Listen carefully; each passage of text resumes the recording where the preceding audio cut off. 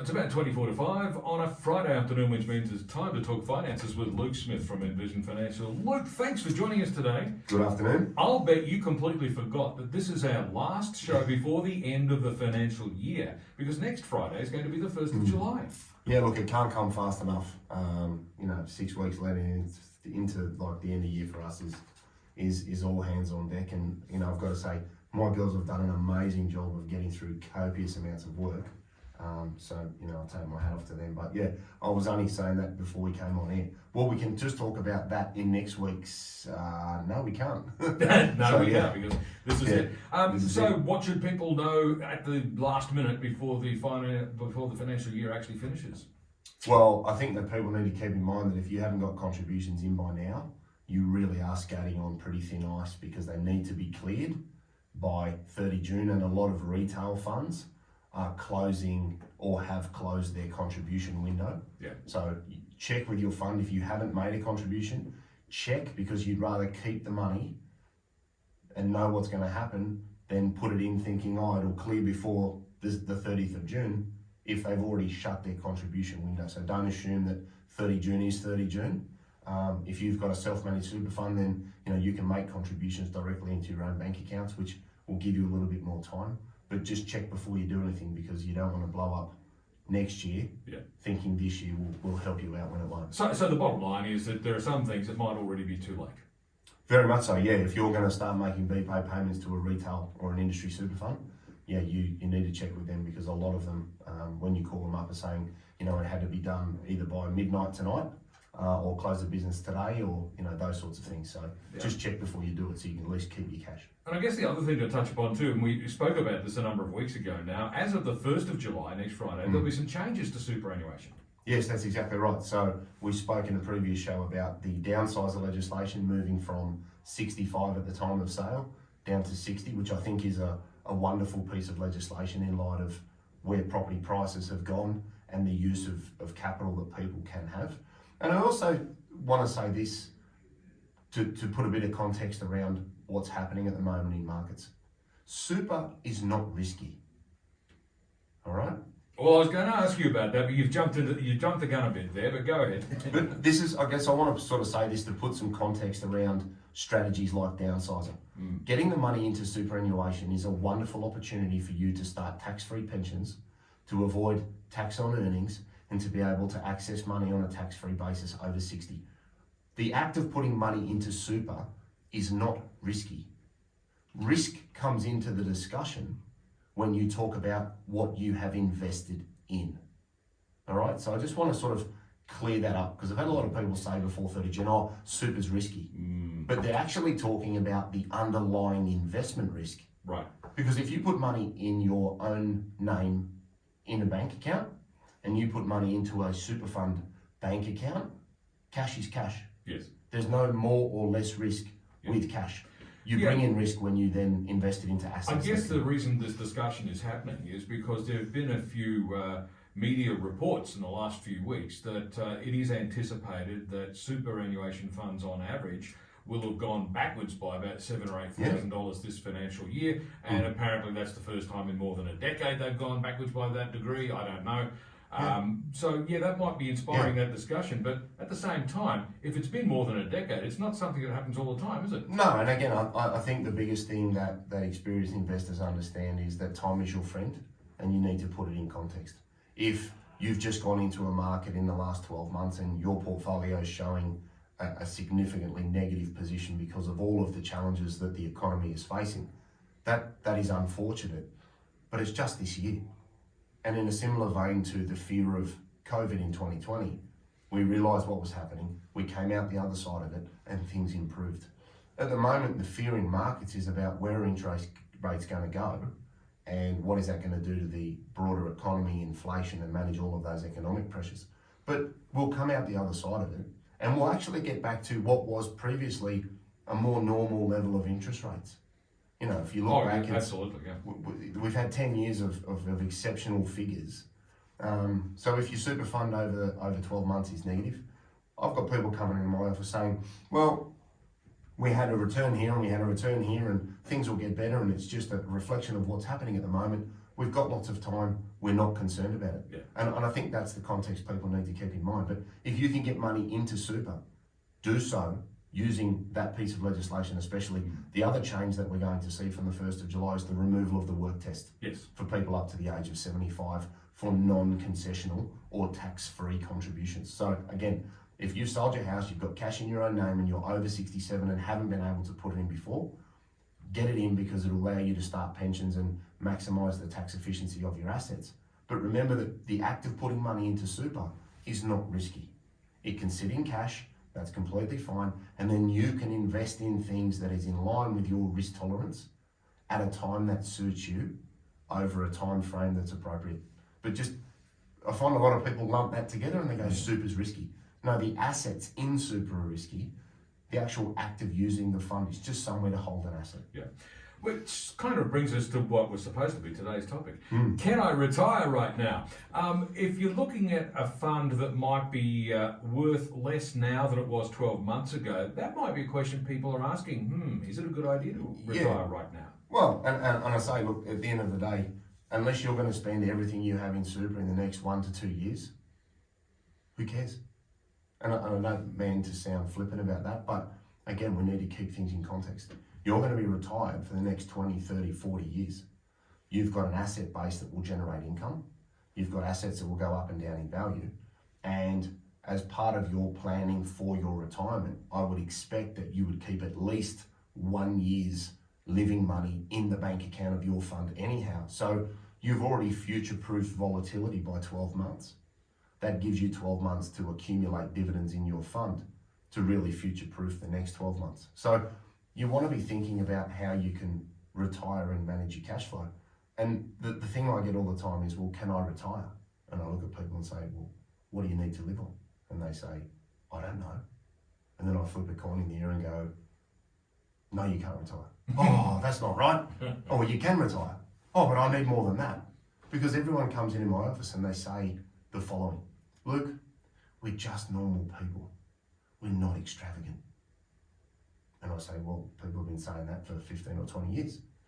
The deciding factor then is the next line out of their mouth when they say, we just need 50 grand a year to live on. Or we just need 300 grand a year to live on. But in their eyes, and in everybody's eyes, nobody's extravagant. Everybody's normal. Yeah. I just don't know what your measure of normal is. Yes. So I say to people, have an idea of what you need to live on. Look at your fixed costs, look at your reoccurring expenses and the things that you need to keep the doors open.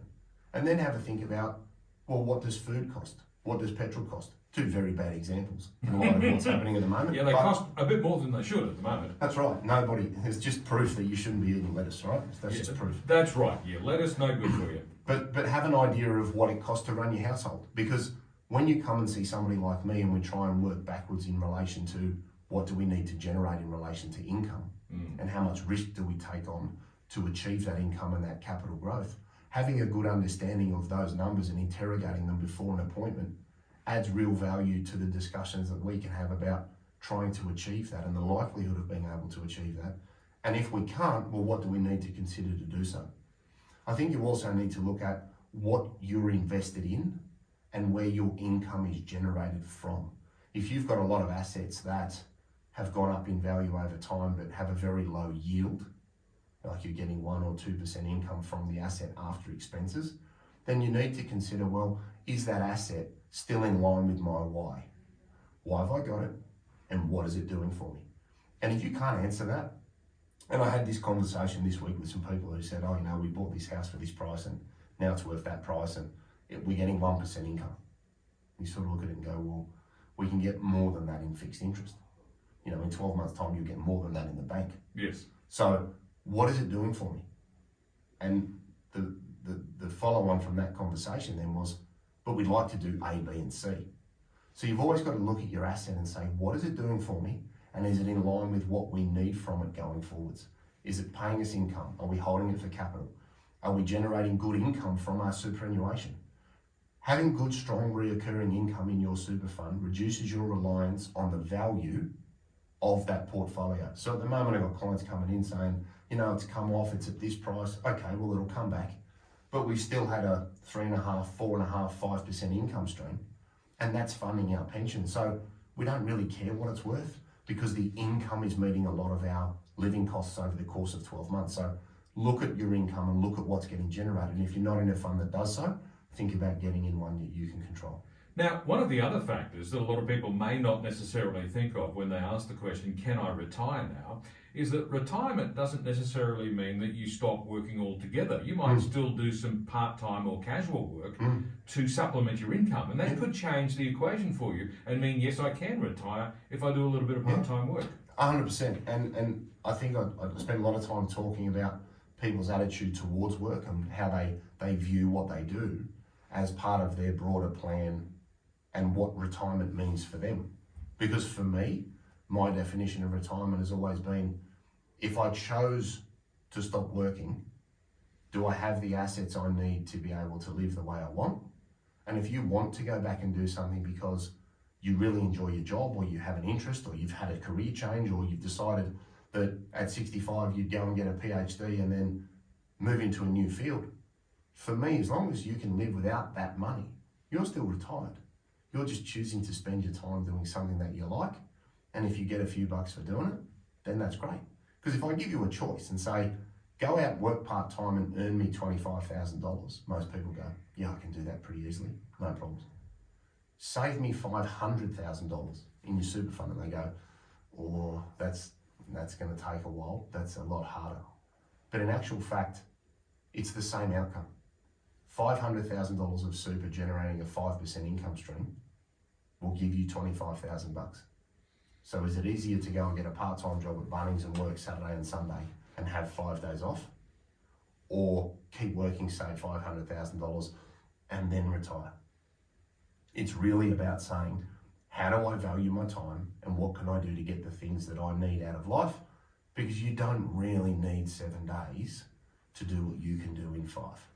No, you certainly don't. It's about 10 minutes to 5 on 2CC. Luke Smith from Envision Financials with me in the studio. And today we're asking the question, can I retire? Well, the answer is, well, yes, you can, but you might want to think about exactly how you're going to go about it. We'll be back with more in just a moment.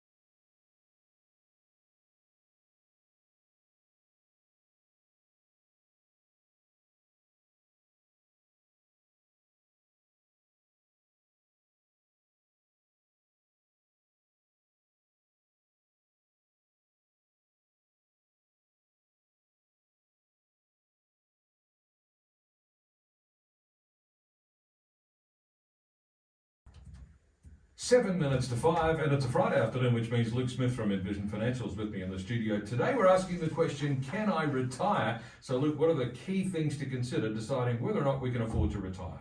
I think the first thing people need to have a clear understanding of is what they need in relation to income. I find too many people come in hoping for a magic wand, if you like, or that confirmation from me that yes, we can make it happen. And when I say, well, what do we need to sort of retire on? They go, oh, I don't know. What does the average thing say on the Money Smart website? I'm like, well, who cares? Mm-hmm. You need to get what's right for you. You need to live the way you want to live. And what the ladies and the guys did at work around the photocopier, what they're living on may or may not be appropriate for you at all. So I think have an understanding of what you need and interrogate your numbers. You know, go back and maybe look at the last 2 quarters and well, what were you spending at Woolworths? A lot of the banking apps now have really good breakdowns of different categories so you can very quickly sort of sift through where your money's going. I think COVID taught a lot of people that their discretionary spending is unbelievable. It's a bit tricky at the moment though, isn't it? Because in the last 2 to 3 years particularly, and of course the COVID pandemic's been a big part of this, but in that 2 to 3 year period, we've seen the cost of living go a little bit nuts, especially in the last few months. But we've seen the price of groceries accelerating quite significantly. We've seen petrol going through the roof in recent times. And 3 years ago, we might not have necessarily seen that coming. So the question is, if we're considering retiring now, how do we calculate the likely increases in our costs into the future? Well, look, I don't think you can, because if we just sat down 2 years ago, as you just said, and said, well, what would meat and chicken cost in 2 years? Nobody would have got that right. Same with petrol. So I think if you were on the side of caution and maybe overestimate, or look at what's happening at the moment and apply a 5 or 10% increase to those costs if they do occur, you've always got the capacity to be able to live the way you want. I think it's also important there to have good liquidity. I think that's what I take from the statement that you've just made there is it's one thing to generate income, but have access to some capital. If all you've got is income from a pension and you don't have any liquid assets, I think you're going to find it hard in a rising cost environment to stay on top of things, and that's where having access to some money and being able to top up those incidentals is really important. Know where your income's coming from. Know what the income yield is on your property. Don't talk gross numbers at the pub. Sit down and work out after rates, land tax, this, that, the other, and everything else that's going out, what do you actually get from that rental property? And is it worth keeping, or could you use that money for something else to get a better income stream if that suits your lifestyle? Focus on income because it'll help you sleep at night. As I said before the ad break, portfolios are off in relation to their capital, but good diversified portfolios are still spitting out between 3 and 5% income. And if that's 5% or 4% and you're living off that from your capital base from super, as I said before the ad break, who cares what it's worth? It doesn't matter because you don't need to sell anything to be able to live. Maximise the use of franking credits in your pension accounts because that's the money that the government will give back to you when you lodge your tax return. Consider part-time work as a way to fund those holidays. If you want to go to Africa on a safari and it's going to cost 50 grand, we'll go and get a couple of contracts for 6 months, do some work, bank the cash and protect the capital that you have in your various asset bases. Because I believe everybody wants to see the value of their assets go up and maintain their lifestyle. And if the kids miss out on some additional cash, guess what? We've given them enough ribbons. They don't need any more handouts. They can go and earn their own cash, and you've done the yard's working to be able to live the way you want to live. I don't think people need to have the primary focus be how much can I give to the kids when they want to be doing things themselves. The kids will end up with a house, they'll end up with something, they'll end up with a few dollars out of your super fund. They will be fine. They'll have superannuation all of their working life when you didn't. So make the most of the hard yards that you've already done and spend it on things that you enjoy doing. And a lot of what people want actually isn't expensive. All right, Luke, where can listeners get further information? 02 6260 4749. We've got envisionfinancial.com.au. We've got the podcast, The Strategy Stacker. Luke Talks Money on iTunes and Spotify. And people can subscribe to the YouTube channel where we've got the show every week. The key takeouts, you can watch it on your phone, nothing to read, and there's a little bit of there for everybody on all platforms. Fantastic. We'll catch you again next Friday. See you next week. In the new financial year. On 2CC, it's about 2 minutes to 5, and news is next.